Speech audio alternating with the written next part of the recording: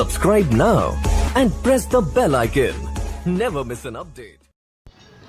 दोस्तों आज की इस वीडियो में हम बात करने वाले हैं कि पेपर 1 और पेपर 2 में उर्दू का ढांचा किस किस्म का होता है।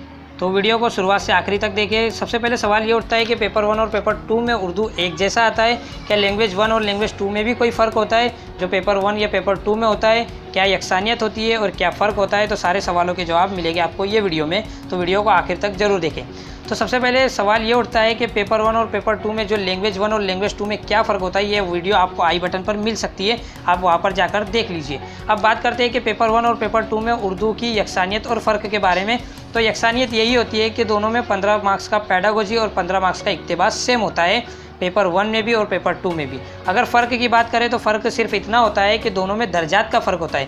पेपर 1 में ऐसे बच्चों के सवालात आते हैं जो अभी नशोनुमा के दर्जे में, जो अभी छोटे, जिनकी उम्र 5 से 10 साल की है। जबकि पेपर 2 में जो सवालात आते हैं वो तुलबा की क़वाइद, उर्दू की दिलचस्पी, गहराई और उसकी तरफ मुतवज्जा होने वाले बच्चों के जैसे सवालात आते हैं।